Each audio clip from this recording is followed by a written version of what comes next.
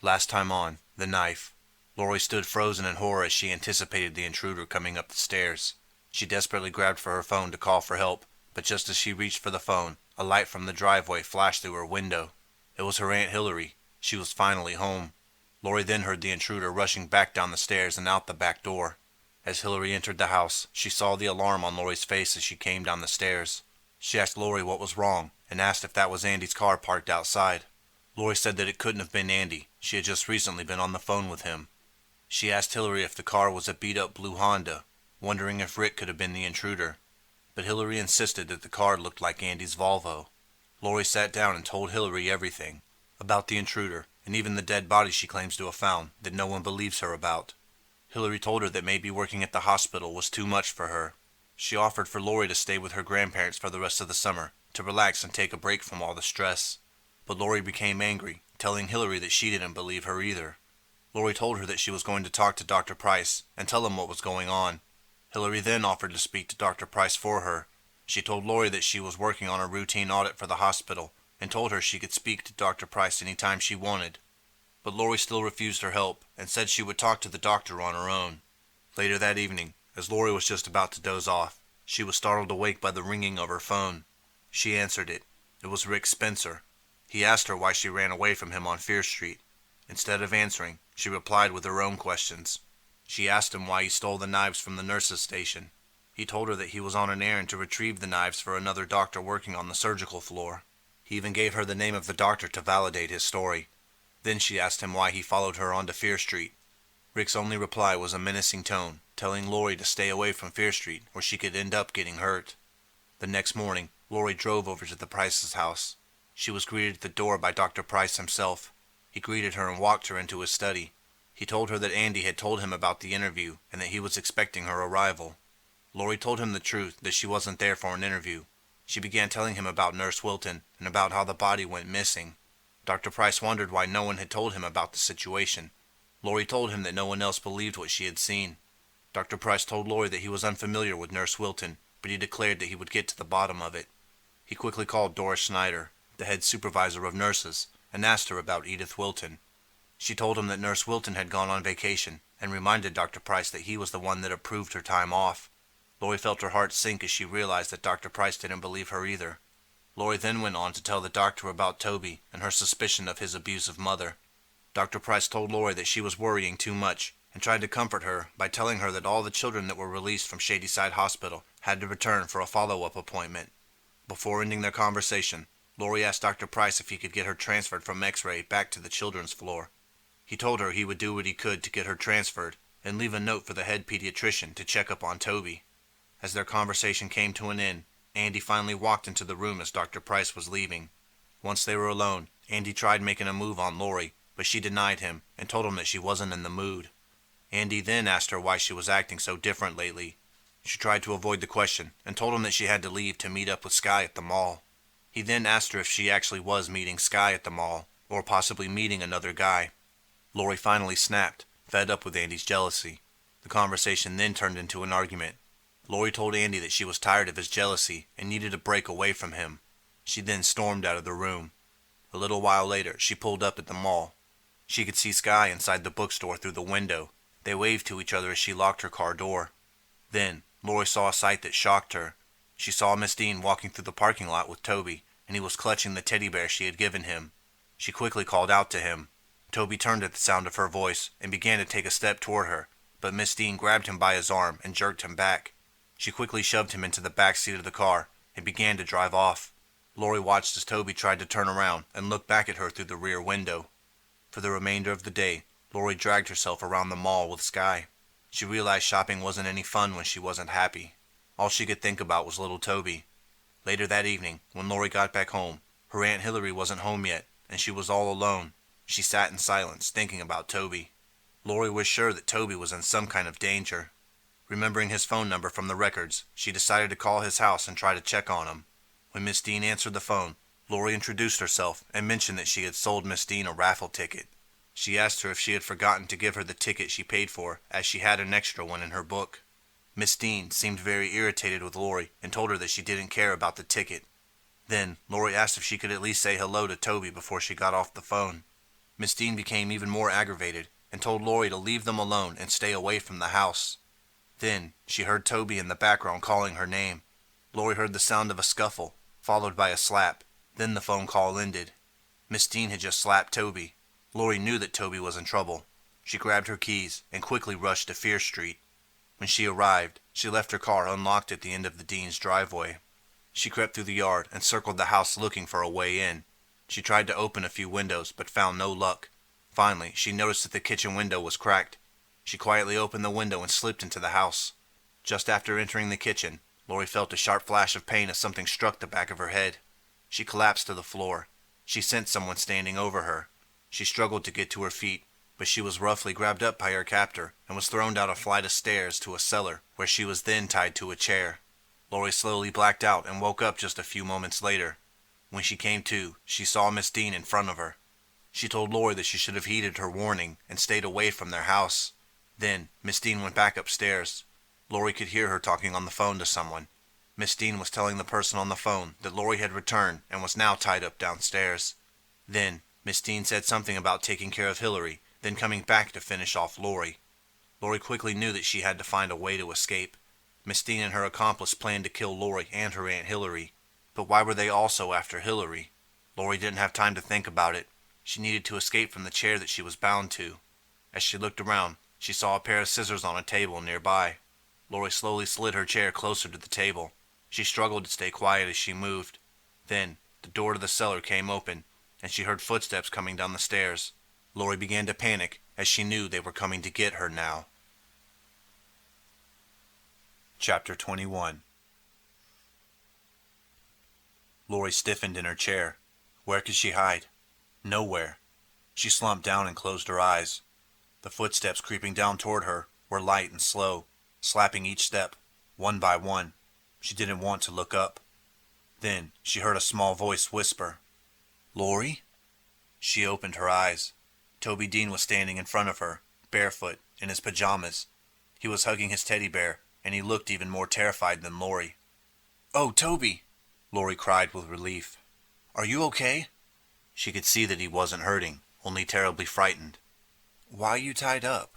he asked, his eyes round. "Shh," Lori warned. "I need your help, Toby. Will you help me?"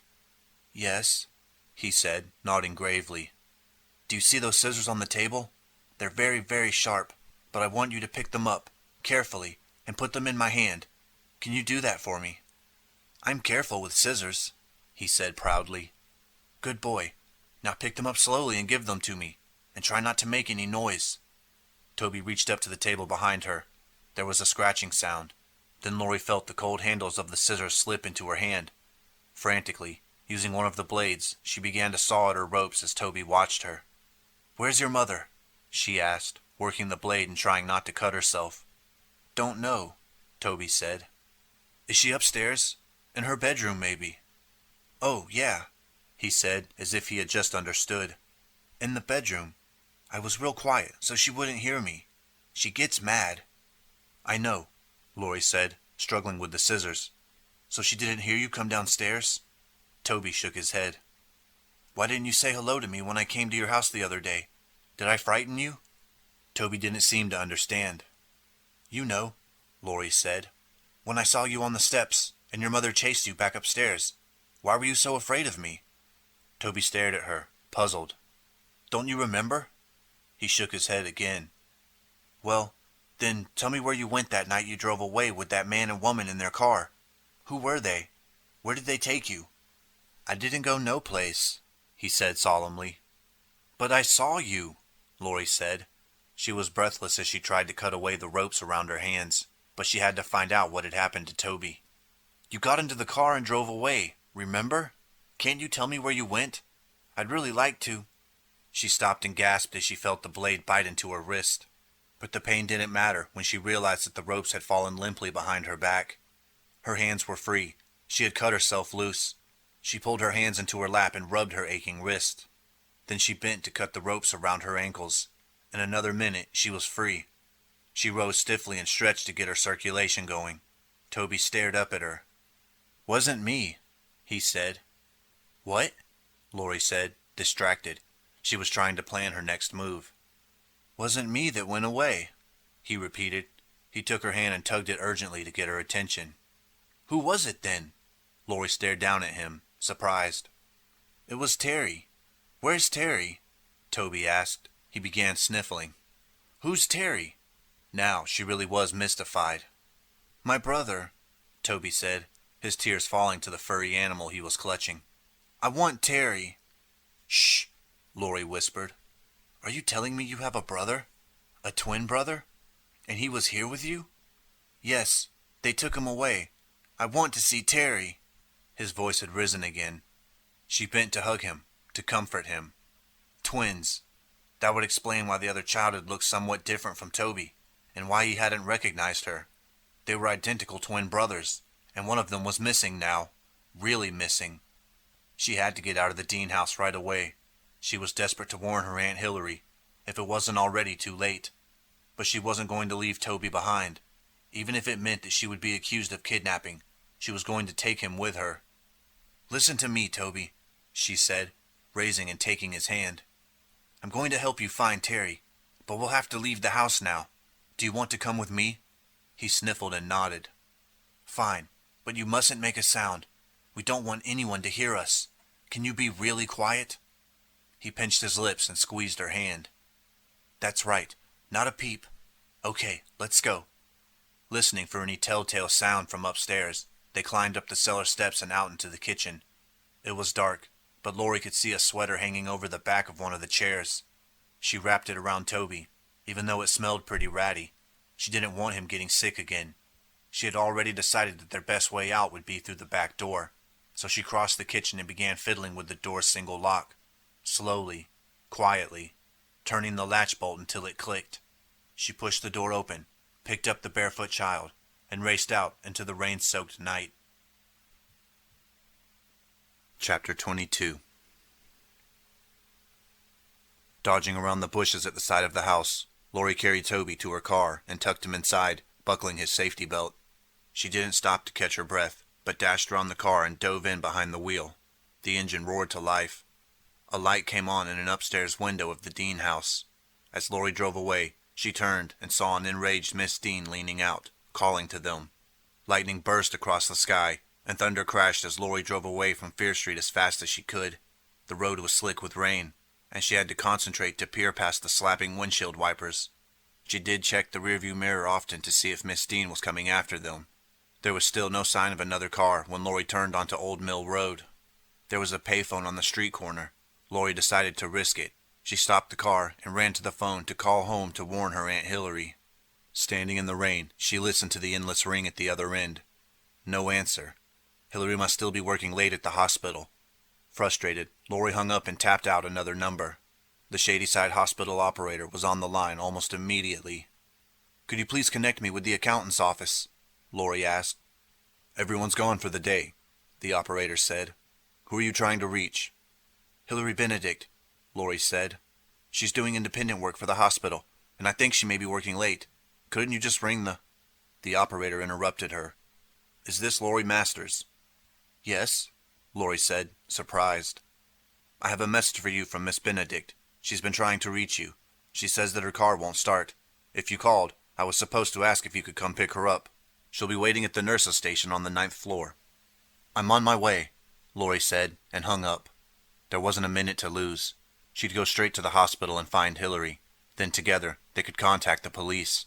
When she started up the car again, Lori discovered that Toby had been fiddling with the radio buttons.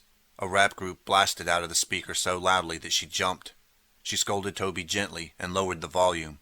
Driving down Old Mill Road, her thoughts racing, she was filled with dread. She had to get there in time. She had to find Aunt Hillary before they did. The music was making her more nervous, so she reached to turn it off. Before she could touch the dial, the announcer came on with a news flash. We interrupt this program with a special report. A car has been found at the bottom of a deep ravine in the Fear Street woods. The crash has claimed the life of the driver, a woman, who was the sole occupant of the vehicle. Police at the scene described the body as badly mangled, but they managed to conclude that the accident must have occurred several days ago. Papers on the body identified the woman as Edith Wilton, a nurse at Shadyside Hospital.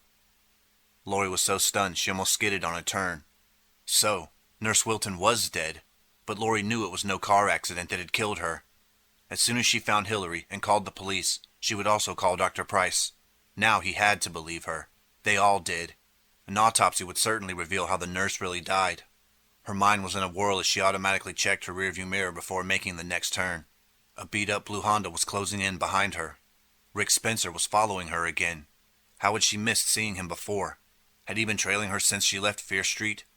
She pressed down on the gas pedal, and the BMW pulled away. Maybe, just maybe, she could lose him before she got to the hospital. Her car could outrun his, but in this weather, it would be so dangerous. No one was behind her when she turned into the crowded hospital parking lot. She was sure she had lost Rick, and he couldn't know where she had headed. Could he? She found a parking spot at the far end of the lot and jumped out of the car. Lifting Toby in her arms, she rushed to the hospital entrance, carrying the barefoot child in his teddy bear. Just before stepping through the door, she glanced back over her shoulder. Rick's Honda was just pulling into the parking lot. The hospital lobby was mobbed.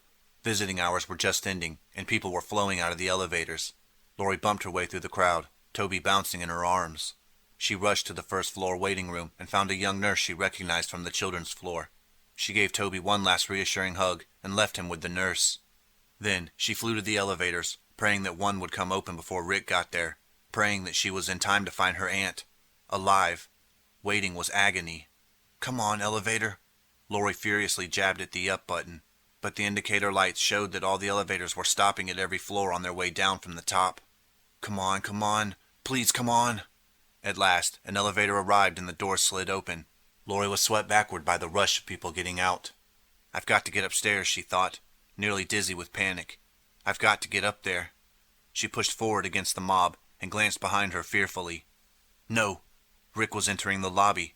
He was heading right for the elevators, his eyes straight ahead, his features set in grim determination. No. Desperate, she pushed her way into the elevator. Come on, doors. Close. Rick was only a few yards away now, making his way through the crowd. Close, doors. Please, what are you waiting for? Rick was moving quickly, staring into the elevator. Please, Lori prayed. Please close. She shut her eyes, willing the elevator doors to close, as Rick, breathing hard, stepped right up to the car.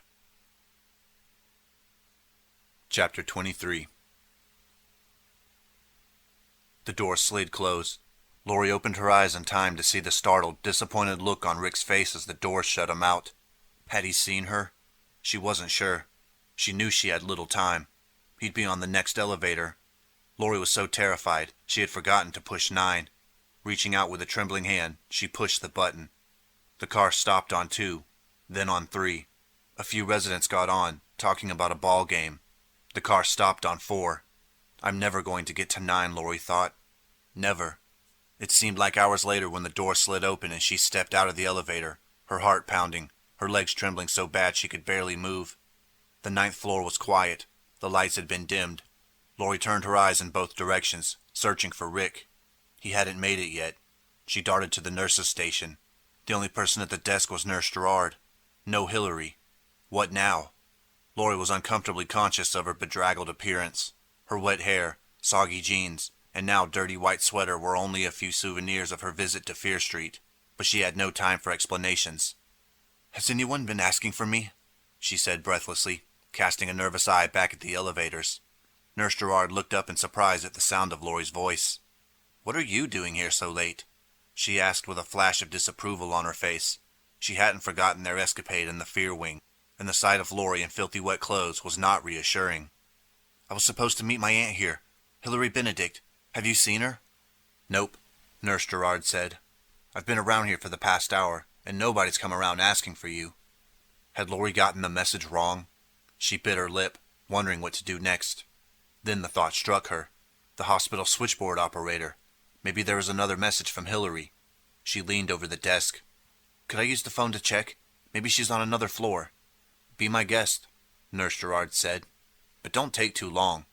She stood up and dragged a stepladder over to a big cabinet at the side of the nurse's station. Wearily, she started climbing up, reaching for a large carton on the top shelf. Lori snatched up the phone and pushed the button for the operator. Down the hall, an elevator door noiselessly slid open. Rick Spencer stepped out. Lori gasped and hung up. She pressed herself against the wall, hoping that he hadn't seen her. Grateful for the dim light, she crept away from the nurse's station. She could hear Rick's footsteps coming down the hall. He had spotted her. He was coming after her. "Hey, Rick, would you give me a hand, please?" Nurse Gerard called to him from the top of the ladder. "Just take this carton so I can get down without breaking my neck." Lori turned to look. Rick had stopped at the nurse's station. He couldn't refuse to help the nurse. He stepped behind the desk, out of sight. With a bound, Lori took off. Running on silent sneakers, she fled down the hall, desperate for any place to hide. Where? She couldn't dash into a patient's room. It was much too late. The emergency stairs were on the opposite side of the nurse's station, so she was cut off from the exit route. Rick would be coming after her again, any minute. She had to get away from him. She had to hide. Where? Then, all at once, she knew. There was only one place. Danger. Keep out. Lori pushed open the door and ducked inside, into the blackness of the Franklin Fear Wing. The light was dim, the shadows long and frightening in the deserted new wing. The workmen had gone home long before, and Lori was alone, shivering in the gloom. Maybe he didn't see me. Maybe he won't follow me. Maybe I'm safe. Squinting to adjust her eyes to the dark, she skirted the jumble of construction equipment, thinking frantically. There must be another way out. Rick and Nurse Wilton hadn't just disappeared into thin air. Somehow, Rick had gotten out, and then come back to carry out the body. There's got to be another exit. Stumbling through the construction debris, she searched desperately. Then she saw it, a faint rectangle of light in the floor across the room. She gasped with recognition. Of course, a trapdoor for the workmen to use going between floors. That was how Rick had done it. He slipped out through the trapdoor, there, on the far side of the floor. And that was how Lori knew she'd get out too. Right now. It was her only chance to get away. Carefully, dodging the wires and cables, she moved forward. There was a sudden flash of light as the hall door was opened. Trapped. No, please. Slowly, trying not to make a sound, she backed up and hugged the wall at the back of the room, her heart pounding. A wire snagged her sleeve, and she cried out in shock. She twisted herself free, listening intently. The trapdoor was so close. So close. Another few steps, and she could escape. Another few steps through the darkness. Then she heard Rick's voice. "Lori, I know you're in here. You can't hide from me." Chapter 24. Tears of terror filled her eyes. Her hand, still moving along the wall, brushed against some rough fabric. A tall ladder leaning against the wall was covered with a heavy canvas. Quickly, she burrowed behind the canvas and ladder. Does he still have the knife? The one he used on Nurse Wilton? "Come out, Lori," Rick urged. "I just want to talk to you. Won't you let me explain? I've got to get away. He'll find me here." Afraid to be trapped behind the ladder, Lori stepped out and inched along the wall again, the blood pounding in her throat. She couldn't see Rick, but she could feel his menacing presence. "I won't hurt you," Rick said softly. Did he say that to Nurse Wilton too, just before he stabbed her? Lori's whole body trembled. She took another step, pressed up against the wall. Suddenly, in one great burst of motion, Rick was upon her. He seized her by the shoulders and pulled her back roughly. With her last bit of strength, she tried to scream, but he clapped his hand over her mouth. She felt his breath on her cheek, hot and sour. Her only thought was, "Where is the knife?" Chapter 25. "You stupid kid!" Rick screamed in Lori's ear. "You almost fell through that hole." Lori moaned and tried to pull away from him, but his powerful arm was wrapped around her, and she couldn't break free. "Quiet," he ordered. "Just stay quiet." He spun her around and said, "Look at that. Look where you were heading." Still holding her tightly, he removed his hand from her mouth and showed her the gaping opening where the elevators would be installed, and the 8th floor drop to the cement below. "One more step, and you'd have been in outer space. Stop squirming. I won't hurt you." "Let me go! Leave me alone!" Lori's voice was high with terror. She kicked out at him and struggled to pull free. She was more frightened of Rick than of the fact that she had almost crashed to her death a minute ago. "Please, let me go," she pleaded. Suddenly, the hall door was opened again, letting in a long rectangle of light. Someone else had entered the fear wing. Distracted, Rick turned toward the light. "Help!" Lori screamed. She twisted away from Rick and slid along the wall, away from the gaping hole. Her hand touched the rough canvas on the ladder, and she cowered behind it again. "Someone help," she prayed. She heard a sound that was like a low growl. Peering out into the dark, she saw two dim figures close in on each other. What's that? She wondered. What's going on? Who is it? Then came the grunts of a wild struggle, followed by an explosive cry and the sound of someone hitting the floor. Then silence, except for raspy breathing. Lori held her breath for what seemed like ages.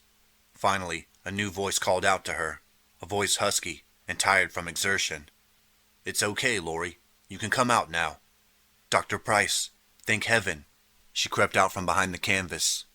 How did you find me? How did you know where I was? Lori was sobbing with relief. With a click, Dr. Price turned on the heavy flashlight he was holding and let his beam shine on her as she stood, trembling, next to the ladder. Come here, quickly, Dr. Price ordered. Lori brushed the tears from her eyes and started toward Dr. Price, toward the protection he offered. 1 step, 2 steps. She stumbled on something soft. Regaining her balance, she glanced down and screamed in horror. Chapter 26. Rick was lying face down on the floor of the Fear Wing. In the dim light, Lori could see the bloody knife stuck in his back. You've killed him, she cried. He's dead. You've killed Rick. What? I couldn't have. I didn't hit him hard. I just tapped him with my flashlight, only hard enough to stop him. He waved the flashlight at the dark floor until the beam fell on Rick's still body. A small, hysterical giggle burst from Lori. Now she could see Rick clearly. The knife in his back was just a design on his t-shirt, a grisly and stupid decoration, but very colorful and realistic looking. A black handle, silver blade, and red blood bubbling down the white shirt. Just a dumb t-shirt. As she stared down at Rick, he groaned softly and rolled over. He coughed and grunted once, then started to sit up. Come here, Lori, Dr. Price called. Hurry. Lori stretched her hand to Dr. Price and backed away from Rick. He couldn't hurt her now. She was safe. Rick was sitting up, dazed, holding his head and shaking it as he tried to focus his eyes. That's it, Dr. Price said gently. Watch those wires. You'll be safe. Just keep coming this way. Lori, no! Rick shouted. Stay away from him! Lori froze at his command. She pivoted from Rick to Dr. Price, her eyes wide with confusion. He killed Nurse Wilton, Rick said. He'll kill you too. Don't get any closer. He struggled heavily to his feet. Now why would I do that? Dr. Price asked. Why would I kill one of my own nurses? Rick was breathless, but he answered with sharp fury. Because she found out what you were up to, and she was blackmailing you. You think Lori knows too, but she doesn't know a thing. And just what have I done? Dr. Price asked sarcastically. Rick turned to Lori. He's been running an illegal business right from the hospital, kidnapping children and... Ridiculous, Dr. Price snorted. He and Miss Dean, or whatever her real name is, they've been kidnapping children from out of state and selling them, selling babies to the highest bidders. Nurse Wilton found out about it, and she was blackmailing him. That's why he killed her, Rick explained to Lori, studying her face, desperate for her to believe him. You're crazy. Don't believe him, Lori. You've known me for years. Who is this kid? If anyone's been killed, he'll answer for it. I'm going to call the police. Give me your hand. He reached out for Lori. Don't move, Lori. Rick's voice was urgent. Stealthily, he edged closer to her. I'm not a kid, Dr. Price, but my little sister is. What have you done with Beth? Where did you take her after your people kidnapped her? Lori stood rooted to the floor. She looked fearfully from one to the other. I don't know what to believe. Dr. Price, a murderer? Rick, trying to save his sister, and me? Listen to me, Lori, Rick pleaded. Trust me, please. I don't know. I don't know. I don't know. She stared at Dr. Price. Then, without knowing why, she turned to Rick and took a hesitant step toward him. There was a loud clatter as Dr. Price dropped his flashlight. In one great leap, he rushed at Lori and pinned her with the chokehold from behind. A beam of light rolled back and forth on the floor where the flashlight had fallen. Lori tried to scream. Shut up, Dr. Price growled, and she felt the cold, hard muzzle of a gun at her temple. Rick dropped to a half-crouch and inched forward. You, the doctor screamed. Stay right where you are or I'll shoot. Her first, then you. He started to back away, dragging Lori with him. You can't do this, Rick cried hoarsely. No? And how do you think you're going to stop me? I've worked too hard to let you ruin everything. One more death won't matter. Or two. As Dr. Price pulled Lori away, Rick saw that she was in even greater danger than he had realized. Dr. Price didn't know that he was slowly backing them both toward the opening in the floor. Chapter 27. Don't try anything, either of you, Dr. Price cried, keeping the gun pressed into Lori's temple as he pulled her backward. I'm warning you. You don't have to hurt Lori, Rick said, his mind spinning as he searched for a way to reason with the frantic doctor. If only he could distract him long enough. If only he could stall for enough time. Just maybe. Maybe. Let her go, and I'll help you get away, he shouted desperately. I swear it. He moved forward toward Lori, reaching out for her with both hands. Instinctively, Lori stretched out a hand to Rick, her throat choking from the pressure and from terror. You must think I'm stupid, Dr. Price growled. He dragged Lori back another step. They were only inches from the gaping hole now. You're not going to help anyone. She is. She's going to get me out of here, and if you try to follow, you're both dead. Hear that, Lori? No, Rick cried. Stop! Dr. Price violently jerked Lori back against him. He took one more step and pulled them both into empty space. Chapter 28. With a desperate plunge forward, Rick landed flat on his belly and slid, reaching for Lori's outstretched arm with one hand. He hooked the other around a beam. If he didn't catch her, she'd fall to her death. But there was no way to reach her in time. No way. A hideous scream rose from Dr. Price as he hurtled downward. Lori, hold on! Rick cried. He caught her, just as a sickening thud sounded on the concrete 8 floors below. Rick had grasped Lori's hand, and she was dangling like a pendulum into the empty shaft. Groaning from the effort, Rick tightened his grip on her wrist and tugged. Give me your other arm, he said. I can't, she screamed. You've got to, he wailed. Slowly, she did raise her other arm, and carefully, Rick let go of the fallen beam and took a hold of it. Up, he pulled her to the jagged shelf of the floor. Yes! They were both gasping for breath now, she lying face down on the floor, he up on his knees, still gripping both of her hands. But Lori was safe. He had done it. He had saved her life. How do you feel? Rick asked. Like $1 million, Lori said sarcastically, staring down at the splint on her wrist. They were sitting outside the emergency room, waiting for Aunt Hillary. Toby Dean had been put to bed on the children's floor. The police had already questioned Lori and Rick, so they had nothing to do now but wait. I guess I nearly messed up everything, didn't I? Lori said, leaning back exhausted against the waiting room couch. Nearly, Rick said with a straight face. Then a smile crossed his handsome face. No, I'm teasing. Stop looking so glum, he said. You were as gutsy as they come, and I know I wouldn't have found my little sister so soon without you. The police are bringing her here tomorrow. My mom is coming to Shadyside to get her. You can't believe what a nightmare this has been for all of us. Why didn't you tell me that's why you were here? Lori asked. Rick shrugged. I'm sorry, I couldn't. I was afraid if anyone knew why I was here, the kidnappers might find out. If they had any warning, it could have endangered Beth. I couldn't take that chance. You could have trusted me, Lori said accusingly. His blue eyes flickered. I didn't know that. The events of the past week whirred through Lori's mind. It was all so horrifying, she said, leaning close to Rick.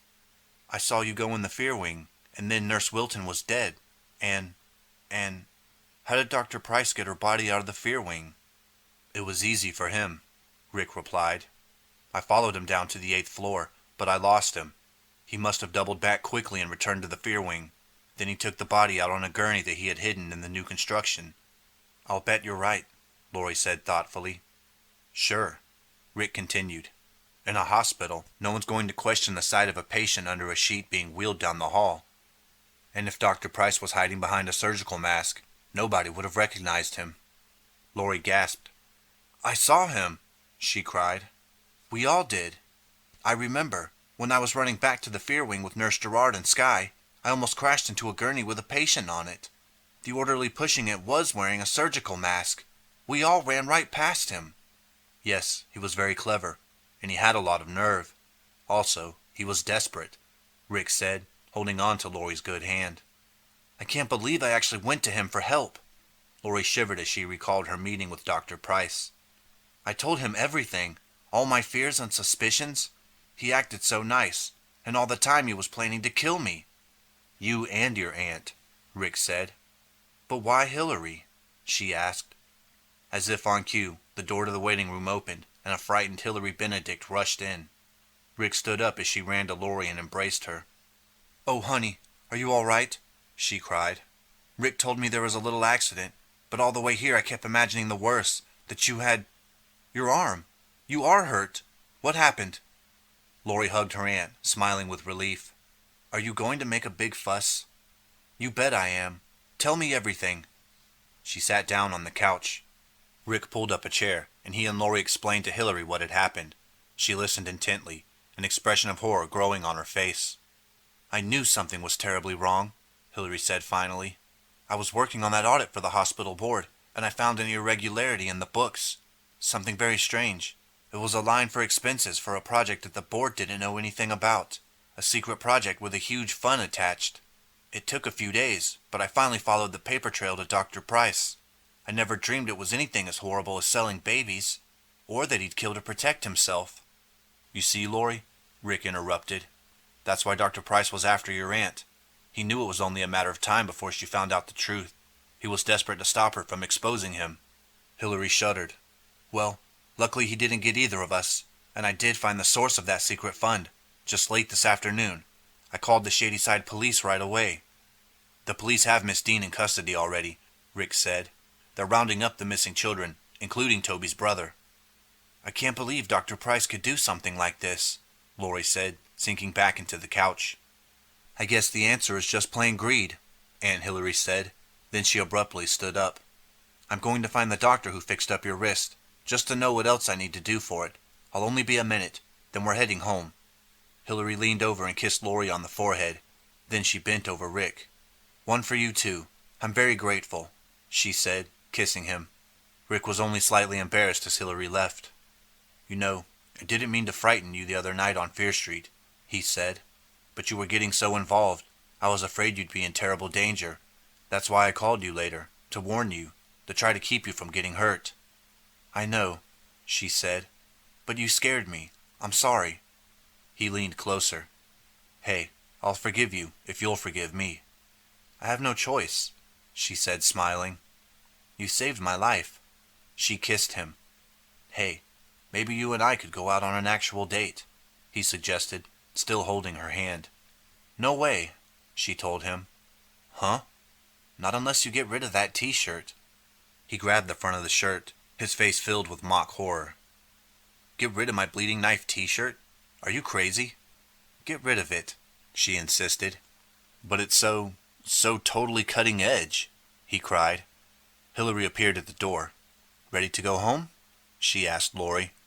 "After that terrible joke, I certainly am," Lori declared, jumping to her feet.